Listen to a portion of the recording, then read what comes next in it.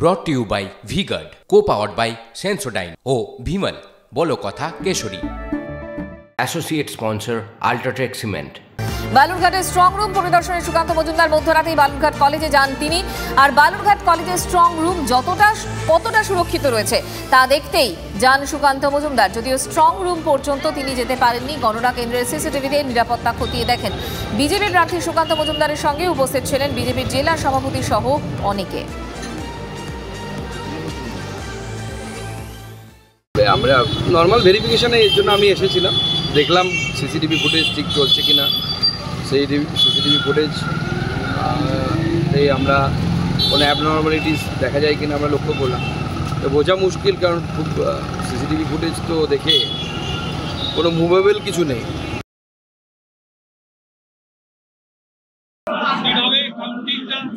তারা করবে আর যে নিয়ম কানুন আছে সেটা আমরা তাদের ওয়াকিবহাল করলাম এবং দলের পক্ষ থেকে তাদের কি নির্দেশ আছে, আমাদের মাননীয় মুখ্যমন্ত্রী তাদের জন্য কি নির্দেশ পাঠিয়েছেন সেটাও আমরা তাদের জানিয়ে দিলাম যাতে কাউন্টিং করতে সুবিধা হয়।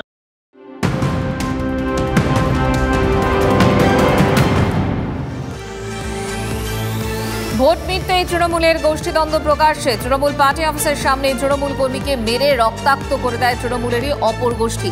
আহত তৃণমূল কর্মীর নাম অনুপ বিশ্বাস। ঘটনা নিউ টাউনের সুলংগুড়ি দক্ষিণ পাড়া এলাকার। রবিবার রাতে কাজ করে বাড়ি ফেরার পথে তার বাইক আটকায় নরেশ সমাদ্দার।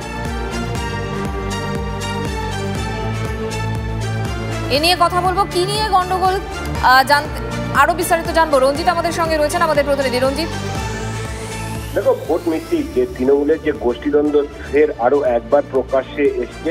ঘটনাটি হচ্ছে নিউ টাউনের সুলংগুড়ি দক্ষিণপাড়া এলাকায় এবং গতকাল রাতে তৃণমূল কর্মী বাড়ি ফেরার সময়, অর্থাৎ অনুপ বিশ্বাস বাড়ি ফেরার সময় তৃণমূল পার্টি অফিসের সামনে বেশ কয়েকজন, অর্থাৎ নরেশ সমাদ্দার, উজ্জ্বল সহ আরো বেশ কয়েকজন এই অনুপ বিশ্বাসের পথ আটকায় এবং তারপরেই একে বেধড়ক মারধর করে। তবে কি কারণে মারধর করেছে সেটা কিন্তু স্পষ্টভাবে বলতে অস্বীকার করছেন। অভিযোগ, যারা মারধর করেছে তারা জ্যাংরা হাতিয়ারা 2 নম্বর গ্রাম পঞ্চায়েতের তৃণমূল পঞ্চায়েত সদস্য অনুপম বিশ্বাসের অনুগামী বলে জানতে পেরেছি। কিন্তু এই মুহূর্তে যেটা মোহাম্মদ আফতাবউদ্দিন, অর্থাৎ এই রাজারহাট পঞ্চায়েত সমিতির সদস্য, তিনি জানান যে অনুপম বিশ্বাস তৃণমূল কর্মী নন। তিনি এই ভোট প্রক্রিয়ায় বিজেপির সঙ্গে সক্রিয় ভূমিকায় তাকে দেখতে পাওয়া গেছে।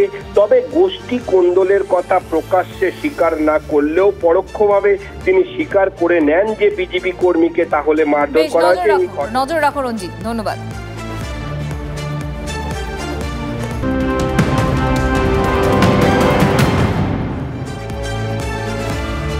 পোস্টাল ব্যালটে নয়া বিধি নিয়ে সুপ্রিম কোর্টে ওয়াইএসআর কংগ্রেস।